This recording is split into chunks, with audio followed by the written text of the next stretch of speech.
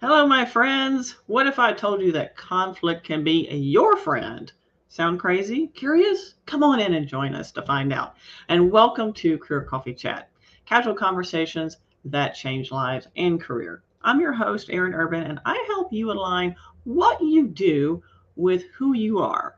And the purpose of this show is to help you elevate your impact by ruthlessly aligning your life with your inner brilliance because you all have so much more impact and gifts and talents than you probably realize. Sound exciting? I think so too. So come on in and join us. And as you join us today, don't be shy. Say hi. Say where you're from. I want to welcome you to the show. I'm really excited what this year has to bring. I'm really excited to have you join us for Career Coffee Chat every month as we're moving forward on LinkedIn and YouTube and sometimes Twitter. So if you've never seen my smiling face before, you can find out more about me at coachyurban.com. And don't forget to visit my YouTube channel to access all the replays of this show and the podcast, which is available on all the major channels. No conflict involved. Speaking of conflict, most people don't like it, avoid it, and or wish they knew how to handle it better. If that's you, you're in the right place, my friends. Our great guest today, Kristine Scott, is an expert in conflict resolution and is prepared to share her pro tips on how to become a pro yourself at responding to conflict. And in these chaotic times, I don't know about you, but effectively handling these tense situations is a gift. So today we'll be talking about some, but not limited to, why are so many people afraid of conflict anyway? And when conflict shows up at work, well, I've heard that it is doing that more often. What are the things that you can do? And how has a pandemic or has it influenced workplace conflict? Now, more about our great guest, Kristine Scott, is the CEO of Seattle Conflict Resolution, and her journey started when she witnessed a 17-year-old calm complete massive chaos by speaking one word. She's since trained thousands of people how to respond, not to react, lean in, and not lash out. I want to give a warm welcome to Kristine. Kristine, so great to have you on the show. And you Thank have some you. fans joining on today too. Mind Clear Coaching, Penelope Bell, Seattle, Washington, saying hi. Great to see you today. And as you tune into the show, just know the show is for you, my friends. So please don't be shy. Ask your questions. We want them. So, Kristine, I'm really excited to hear. I know the 17-year-old, this experience was kind of a catalyst for you. Mhm. But what really got you into becoming a pro at conflict resolution? Well, like a lot of pros, I started my journey because I really sucked at conflict. I I was afraid of these folks. I mean, imagine somebody who's in their early 30s and Mm-hmm. has taken an AmeriCorps job and is getting paid $975 a month to manage a meal program for homeless young people. Mm. I'm from a small town. I had no idea what I was in for. Oh, wow. Yeah. And my first night of managing the meal program, my purse was stolen. My food volunteers were hiding behind a table because they were horrified as I was. Oh, my gosh. There were 50 young people in a small church basement. There were fights breaking out everywhere this 14-year-old gal went. And it was just utter chaos. And then I heard this big voice boom out over the crowd. And he said, actually, it wasn't a word, it was a phrase. He said, "Hey, little bean, knock it off. You're messing it up for the whole burrito." And once everyone heard that, they all started having manners and being quiet, and there were no more fights. Hmm. And they started saying please and thank you to the food volunteers. And I'm just like, one, who are you people? How do you have this accountability to each other? Right. Right. Because Interesting. before then, I was going to quit that job. Let me tell you. After that experience, yeah, I would but be out of there. but I got so curious about street culture, and I found out later that this young man was considered a street dad, and at the you know age of 17, everybody looked up to him to look out for the community for their better interests. Interesting. And he Right. saw that they were about to lose their meal program. Mm-hmm.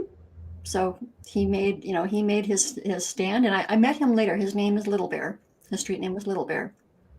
And that began my journey of actually learning from young people who were living on the streets how to handle conflict, because clearly I couldn't do it. I didn't have the skills.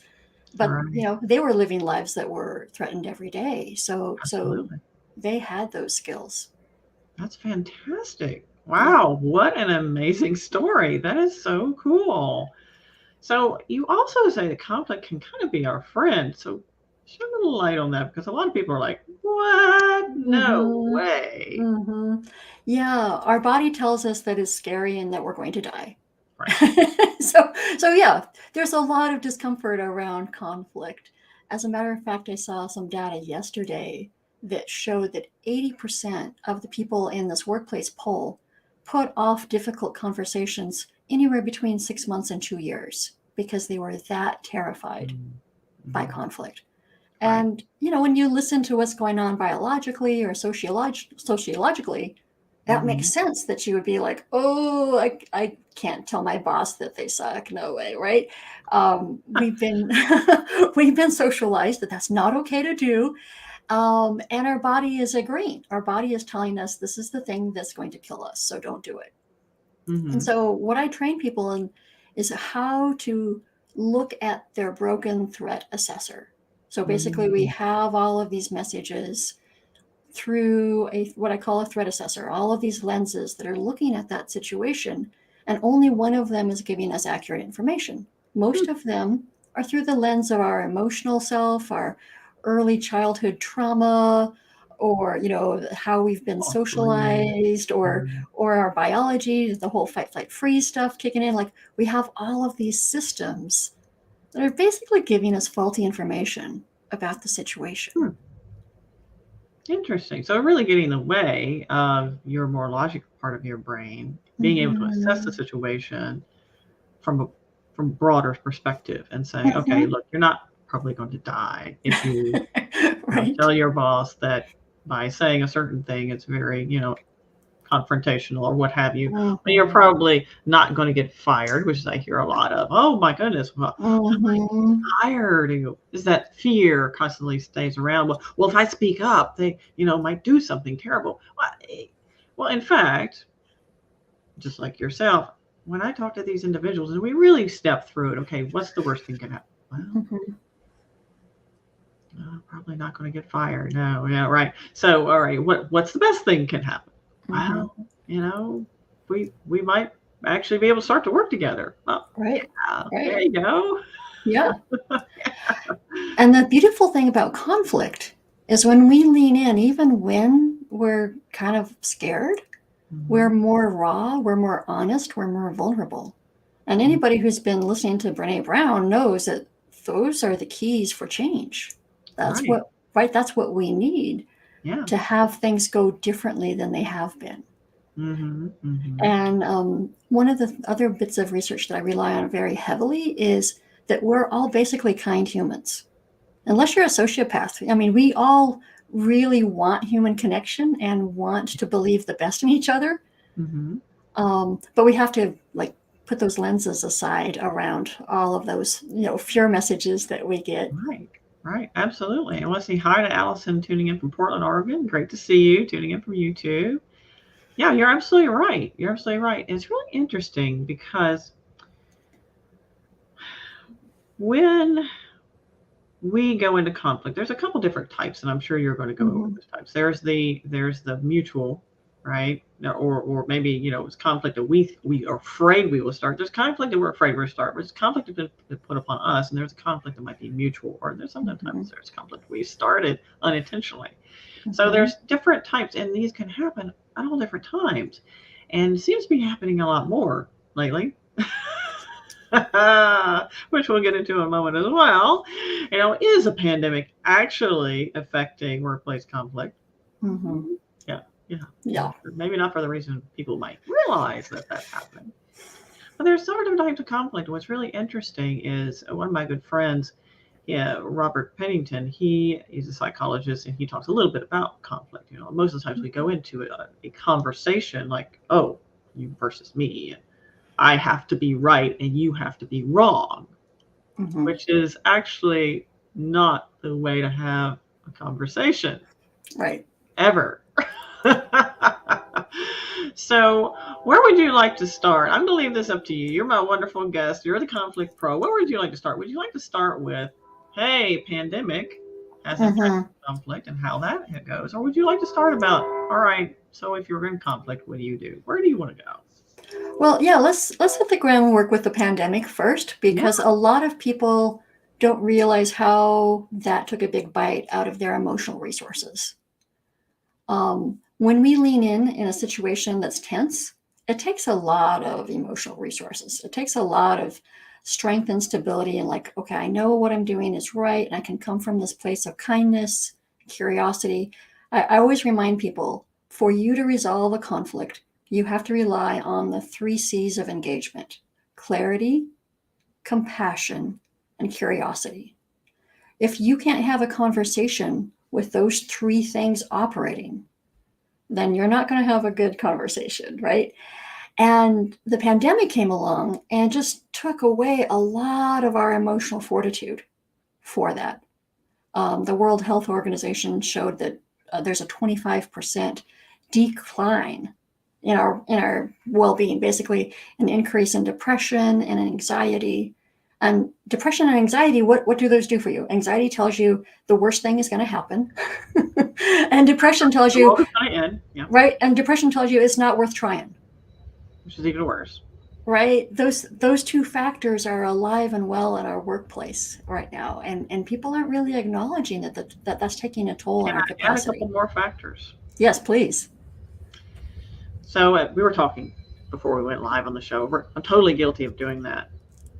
And I shared with Kristine, I was like, oh, but wait, there's more. So, and we also have some issues on our LinkedIn channel. So join us on YouTube. Anyway, but wait, there's more. So, the pandemic, when we went into isolation, of course, me being me, neuroscience nerd, I had to look it up. Okay, what are the impacts of isolation on the human brain, the human psyche, emotional intelligence, all that. I was horrified and decided the first thing I'm going to do is definitely not isolate myself, because that's the worst possible thing you could do. In less than 3 weeks, emotional intelligence can decline up to 30%, around about 30 and 40%, I even saw in some research. Now, in other areas, let's just say cognitive function, your IQ, basically how smart you are, that can decline up to 20-some% in 3 weeks. So how long were you in isolation? Uh-huh. Right. A long time. Interesting. Also, what happens is the neuroplasticity. So the brain's ability to accept and form new ideas, new concepts, new ways of being. That's like, takes a major toll. In fact, that takes the biggest toll out of everything else. And I think it's a cumulative factor between, the reduction in, neural processing in the frontal lobe and, emotional intelligence to even entertain other people might be, right? Or have an idea. So because of all that, explains a lot of what we've seen through the pandemic and even as we exited the pandemic. Yep. Yeah. So if you think your coworkers might be crazy, yeah, well, might not be far off base. Give people a little space and grace, because we're coming back in, and change takes a lot of energy and cognitive load as well. So with these massively distracted brains, what we're finding is people have less capacity to have the clarity that you mentioned, the calm, right? So we're coming very, very disadvantaged into this not quite post-pandemic situation. What are your thoughts, Kristine? No, you're exactly right. And those 3 C's, we have to apply them to ourselves before we bring them to somebody else's doorstep. So I have to be curious about what's going on inside of me, because my body might be giving me these messages. My mental health might be giving me these messages, right? So I have to be really curious about, like, what's really going on? What do I really need? How can I bring in more supports for myself? Right. And I have to have that compassion to act out those supports and pull in that, my very beloved friend said, the people who are the most successful are the ones who have the most support. Right. And I really believe that to be true. And once you have that curiosity and compassion, then you have that clarity about, okay, what's my role in the situation? Like you said, sometimes conflict is just put upon us because we're in a system that doesn't work for us as a human, right? And somebody else who took our job would be in that exact same situation. But sometimes that is interpersonal, and sometimes we get to like own our own role in that. There was a study that was done that found when people were asked about that difficult conversation, how many of them thought that they had a role in it, like that they personally might have contributed to the conflict that was going on. 90% of them said, yeah, I'm sure I'm a part of it. Like we get that we have accountability. Right, right. We just Yeah. don't always have that reflection time to give ourselves the clarity, right, about what our role in that conflict could be. Right, right. So when a conflict situation or a tense situation is thrust upon one, and all of a sudden you find yourself in this contentious situation, you're like, oh, crap. Of course, our body immediately goes, oh my God, we're gonna die, and does it help, by the way, when you go into fight or flight, that actually shuts down your ability to think and process clearly and articulate very well. All that's shut down because it's redirecting energy elsewhere. Yep. Not very helpful. Worked great when we were running away from saber-toothed tigers, but not so much. Not so much nowadays. No. Yeah. So now, how do you feel, Kristine, about having space? One of the things that happens when we feel that fight, flight, freeze start to take over is that we can divert that before it's full on downhill, right? Because we become completely worthless for about 20 minutes at minimum, depending on how long we keep on getting triggering information.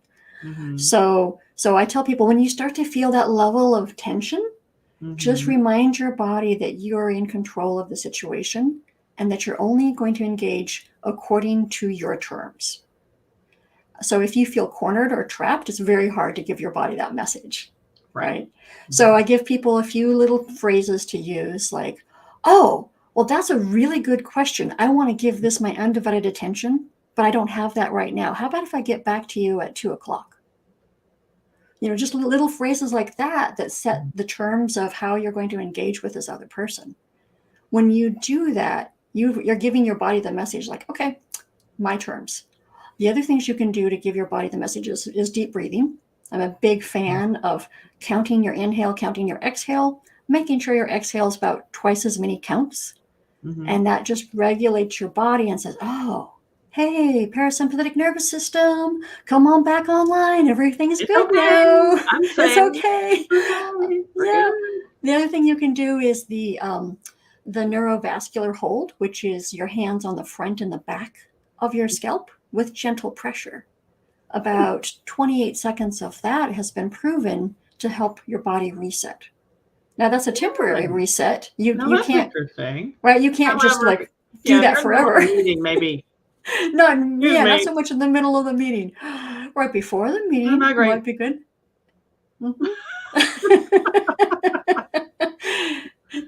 So those are things you can do just to let your body know, like, hey, I know it feels a little tense right now, but I got this.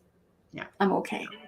Yeah. Good. These are great tips. Thank you so much. Yeah. Dr. Elizabeth Vanderweel, she just hopped on and she said we have 4 more responses to fear beyond fight or flight, which is a model based on experiments, Mayo Raz in the 1950s. Yes, honestly, Dr. Elizabeth, we are oftentimes working on outdated information and making a lot of progress on that. It's still valid information, but we are coming up with a lot of new things, and neuroscience too is fascinating. So I'd love, if you don't mind, Dr. Elizabeth, to share with us what those 4 other responses are, because we'd love to know, because we're curious brains and we'd love to hear what you have to say. So thank you for joining us.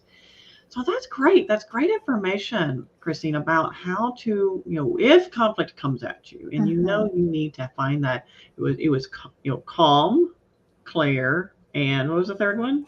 It's compassion, right? Curiosity and clarity. Those are the 3 ingredients. Give them to your clarity and compassion. Yep. Yeah, you're right. These are really good tips. And in order to get out of that, because that's what gets in front of us immediately, is that fight or flight, that natural human, very core instinct from our animal brain or our limbic brain to say, hey, let me save the day. And Dr. Dr. Elizabeth Vanderweel says, fake. Oh, fake. Hey, fake Mm-hmm. freeze care connect. Yeah. Well, now Yeah. that's interesting. And the doctor wrote a great book about that. If I can just put in, I'm sure you all can see her in the chat, but her book goes into some really interesting research about those different ways that our body has adapted to a stress response. Yeah, that's really interesting. Thank you for sharing that, Dr. Vanderweel. That really is helpful. David says, these are great tips. I'm glad you think so. Good to see you, David. Yes, these are fantastic. And I'd love to know more about the Cara Connect. I wonder if that has anything to do with, take for example, I see my husband doing something and he just had a big bout of sciatica. So, he's a guy. He's like, I'm 30. I'm like, you are not 30, sweetie. Not anywhere close. So, and I see him out there trying to lift a big, heavy whatever. And I'm just like, ah! Out there. And of course, I'm fussing at the top. I'm like, oh, it was an angry bird. And that's the care part of me. Yes, I'm fussing and I'm like, ah! But it's not I'm angry or want to beat him up or anything. Right. I'm like, oh my God, let me protect you. Like, stop doing that. Mama bird. Yeah, no, that's a very common stress response and important for the survival of our species, right? That we can jump in with that type of nurturing energy. Yeah, yeah. And some of my clients actually report saying, well, I personally avoid conflict at all costs, except guess in what situation? Related to maybe your kids? Kids or friends. Yep. They'll come to their defense in a heartbeat. Yep. But defend themselves, might struggle a little bit. So that's really interesting. So I'm interested too, Kristine, if you don't mind sharing with us, how can conflict be your friend? So when we are able to lean in and have those difficult conversations and seek that clarity with this other person, what it does is it invests in the relationship at a time that it feels extra real. That there's no time for just superficial, BS-y kind of stuff. The solutions need to be palpable. And because of that extra emotion, that extra adrenaline, we can come up with some really amazing insights. You and I talked about earlier about some systems design stuff, and there's so many organizations that do have outdated ways of humans interacting in the workplace and structures and things that aren't set up in a way that's really friendly for everybody's well-being. And so when we come to the conversation with that rawness, with that, like, this isn't working and I don't know like what to do about it, all of a sudden it's an open conversation. It's a sense of a lean in where we're all acknowledging that this discomfort is a not just a stressor, but an indication, a symptomatic indication that something needs to change here. Very, very interesting.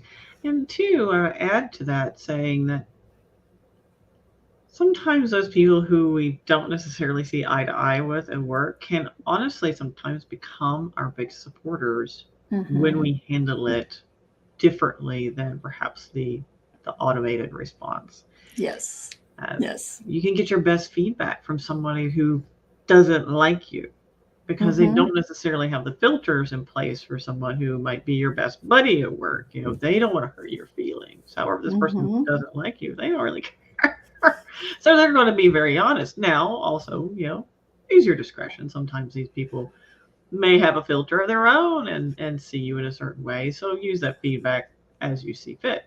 But also, you can oftentimes come to a really fantastic bond with these individuals when you are more open and curious, like you mentioned, versus very judging. In these days and times, I find there is a lot of judgment. Maybe it's more so than, I don't know if there's more so than there used to be, but there certainly seems to be a lot of judgment. Judgment is natural for every human being. Every human being has judgment. I mean, some people like vanilla ice cream. Some people like mint. Right. Yeah. Doesn't mean mint or vanilla are better. It's just different. Some people like it when it's 105 outside. Some people are like, no, I'm moving to Canada. Yes. Right. It doesn't make it bad. As Shakespeare said, there's Mm-hmm.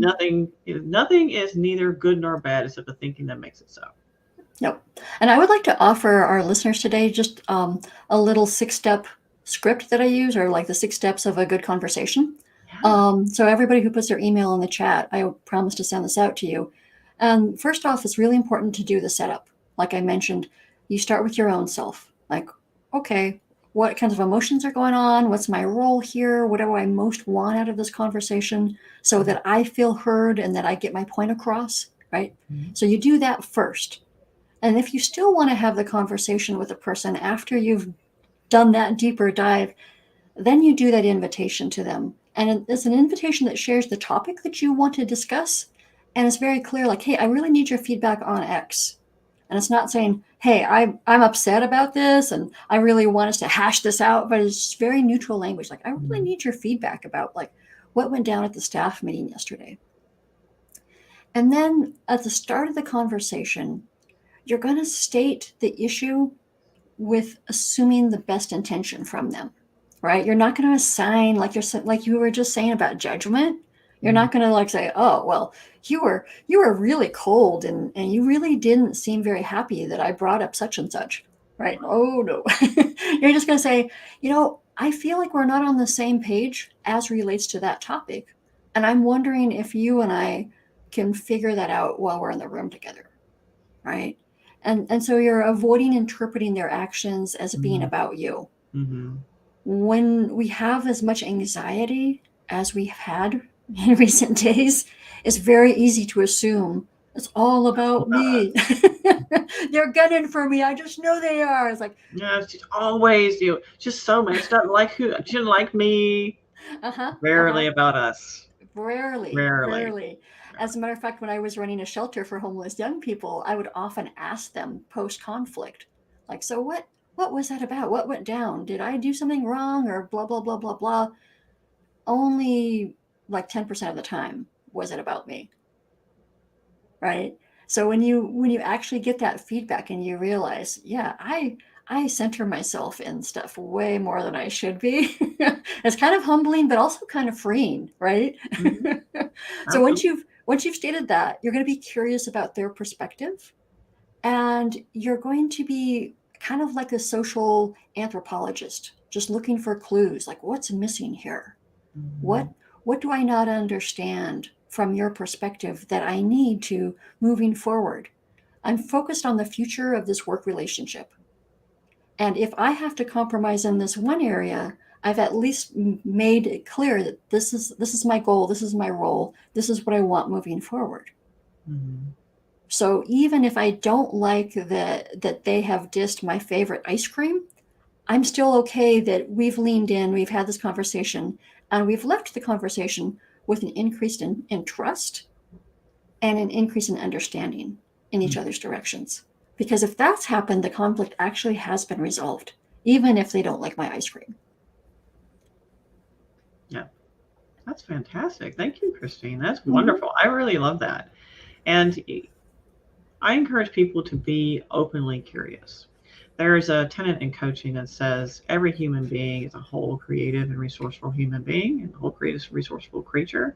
And you all are. So when we come in as coaches, we're not coming in to fix you, right? But we're coming in to ask lots of curious questions about you and your perspective and where you're coming from. And that's to help individuals use their own creative brilliance. Yep. Right? Yep. Because sometimes we get so busy in the narrative, we can't even access that creative brilliance. So, Kristine, you've gone black on us. Oh, yeah, that's we weird. can hear you fine. Okay. But I still I love to see your smiling face. So whenever you get that fixed. I will work on that right now. No rush.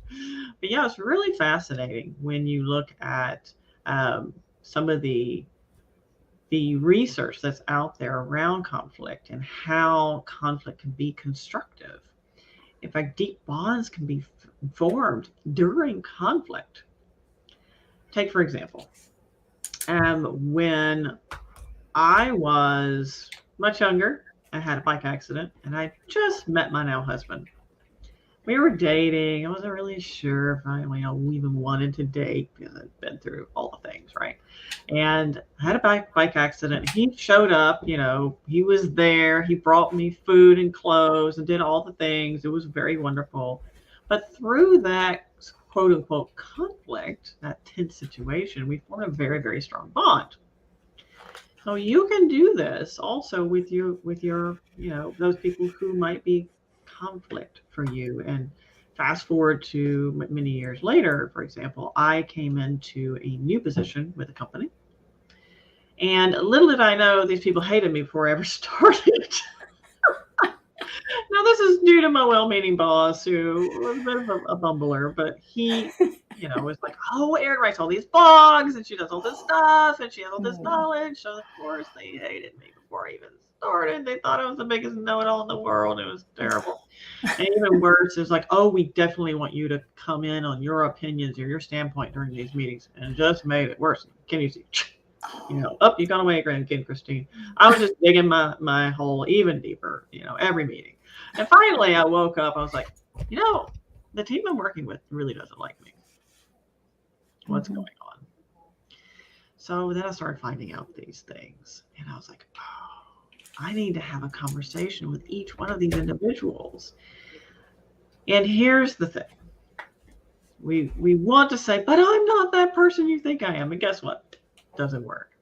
So that's not the way forward. So what I did was I took time to meet one-on-one with each one of these team members, just to have a conversation. Go, hey, like Kristine mentioned, I've noticed this.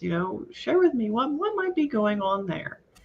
And they would just give their perspective, right, wrong, or indifferent. It wasn't up to me at that time to judge their perspective at all. Not whatsoever. All I did was say, well, how can we work better together moving forward? So they gave me a bunch of ideas.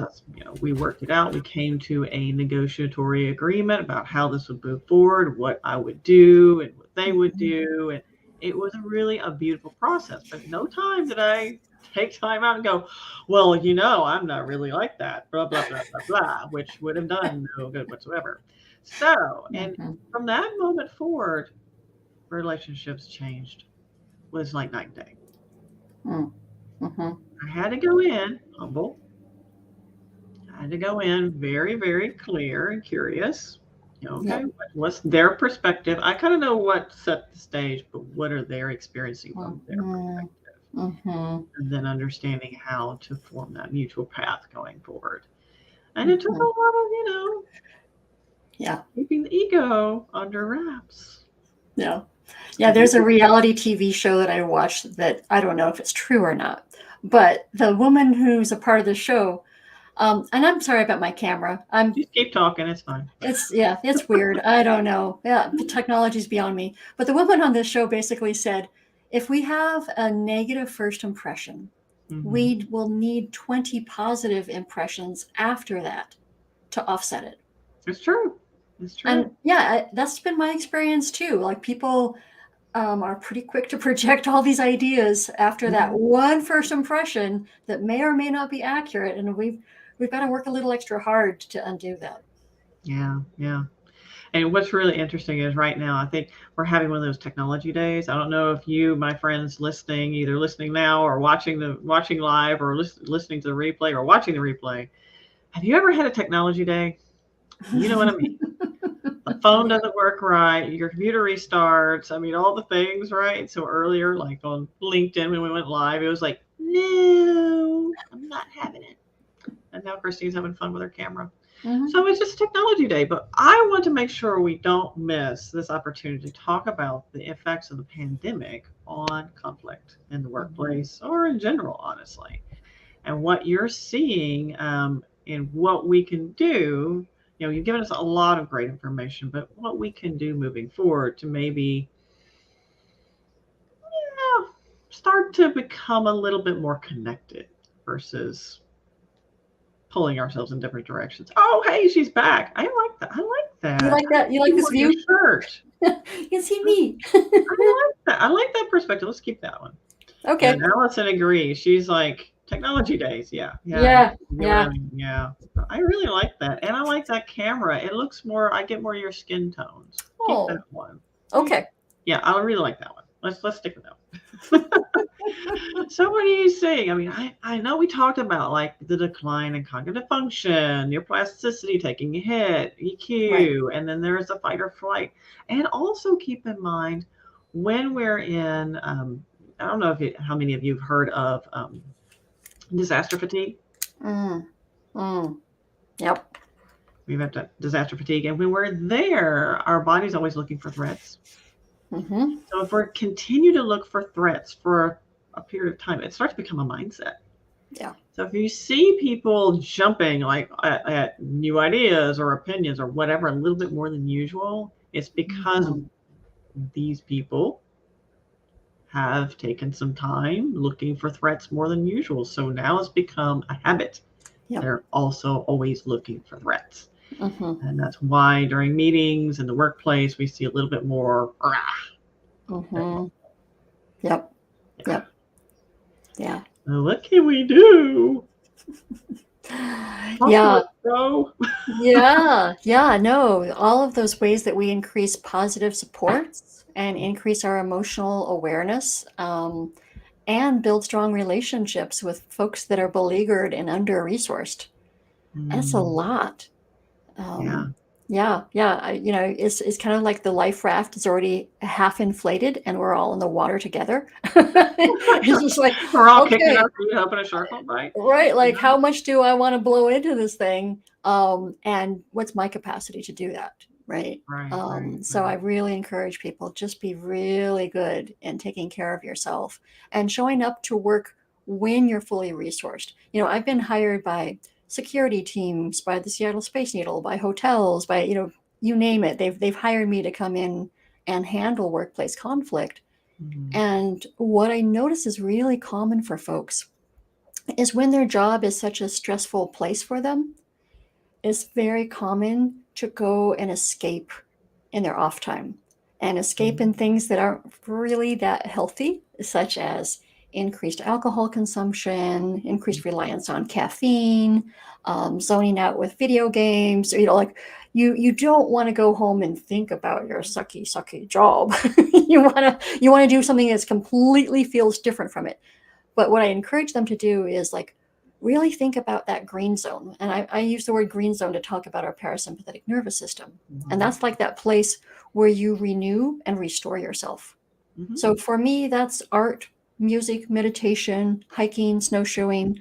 mhm, That just like energizes me. That gives me resource. And if mhm. I'm doing those things, then I'm better when I'm in that life raft to, again, not take it personally when Right. people are grumpy, and also to have enough resources to hopefully lean in to a more positive conversation. Mhm, mhm. I know that leaders are also tasked a little bit more now, middle management specifically, Hmm. because they're having lead teams that don't want Yep. to RTO, or return to the office. They're stressed out. They have, they a lot of change, a lot of things going on, uncertainty, Yep. etc.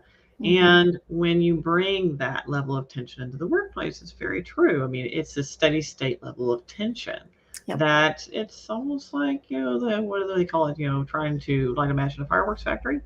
Hmm. Yeah, you have to be careful. So what do we do? Well, having, like you mentioned, more curiosity, more compassion.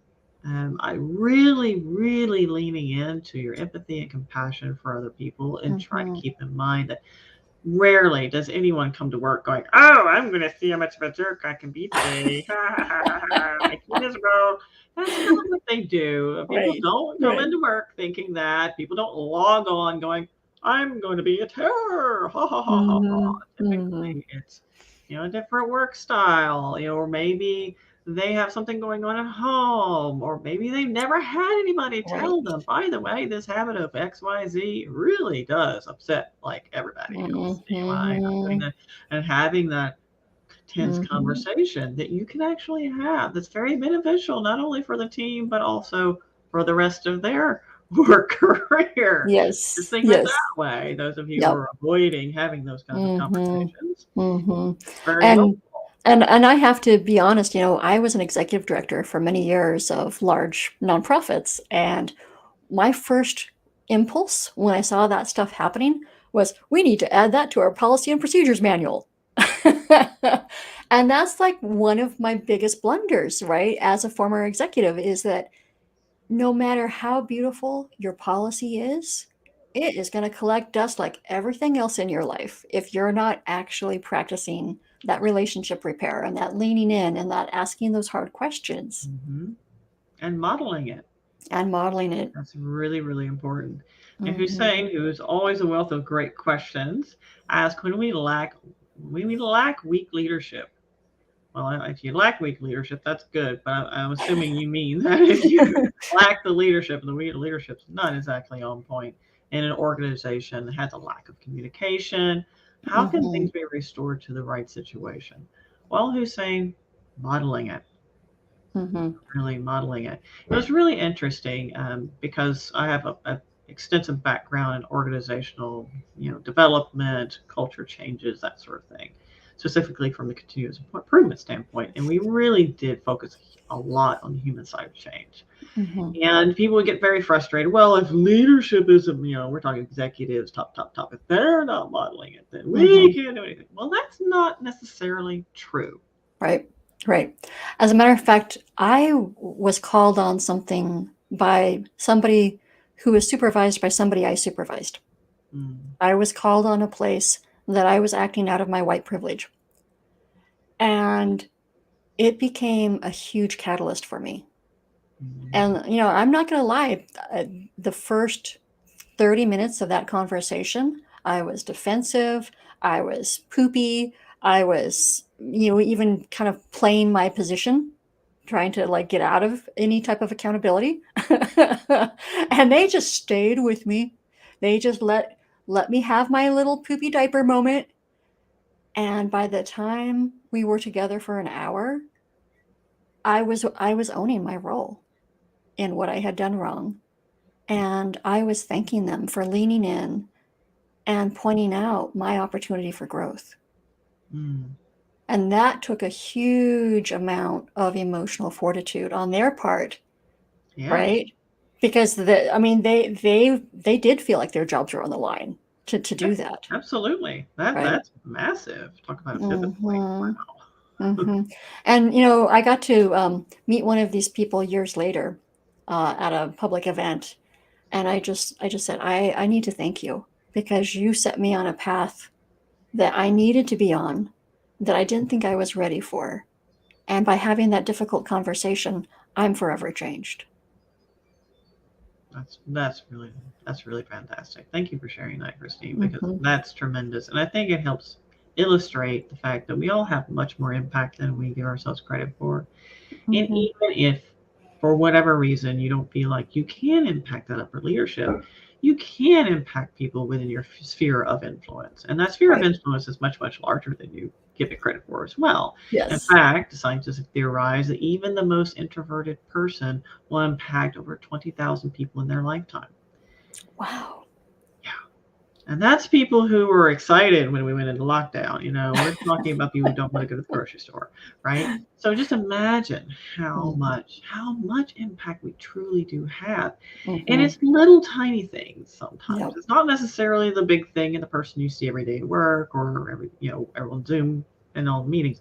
Sometimes it's the little things. Mm-hmm. Sometimes it's the cashier in the grocery store. I remember one time I was behind this gentleman who didn't believe he had any impact or that it mattered, and he was on his Bluetooth talking to somebody about his dating life, and I was immensely grateful I was no longer dating after listening to him. And a cashier sitting there checking him out. Beep, that guy's a jerk. Beep, you can just see it across their face. They're like, he didn't even see who, he didn't even know who I am. Beep, doesn't care. Beep, I mean, check him out. I never engaged with the cashier at all. It was terrible. So I come up, my turn. I loaded up my thing very thoughtfully, of course, because I'm over organized and overachiever. And I looked at him, I smiled, I said, "How was your weekend?" And he was just like, his whole demeanor changed. Mm-hmm. Mm-hmm. Yeah. Ladies and gentlemen, for those who don't identify, you have a lot more impact than you give yourselves credit for. And sometimes it's not necessarily a big thing. but we Mhm. truly, truly do. Yeah. Yeah, we do. And again, we're all kind at heart. That's how Mhm. we were made. That's how we were coming into this world as kind people. That's right. And when we lean in, we lean on that and we reach for that other person's kindness too. Because That's that's right. kind of how we're wired to be, right? Yeah. Well, you've given us so many great tips today, Kristine. Is there anything else that you'd like to share with us before we wrap up our show? No, I really am grateful that we've got so many listeners tuning in. And again, that offer is still live while we're broadcasting. And if folks want to reach me later, I'd be happy to share my email address if that's Mhm. okay. Absolutely. You can share the email address on YouTube and on LinkedIn, and feel free to comment if Twitter's your jam. We're also live on Twitter. And Okay. Dr. Elizabeth has one more word of wisdom here. She says, so much emotional labor is needed to dismantle white privilege, and Yeah. white folks need to take on more. We created this system. It's our responsibility to take it down. Yes. And I also add a rider onto that, the corporate hierarchical system that's been outdated since, I don't know, for the past 1,000 years, can also be changed because that's part of Yes. it. Yes, it is. Anyway, And on that big yep. bombshell, Yes. Kristine, it's been a pleasure having you on the show. And for any of you that would like to reach out to her, please do reach out to her on LinkedIn, connect to her. If you have questions or want more information about how to handle conflict, reach out to Kristine Scott. You can, again, find her on LinkedIn. She'll be putting her email in the comments in the chat as well. And for all of you tuning in now later, my friends, it's my deep wish for you to keep elevating. Until next time, bye bye for now.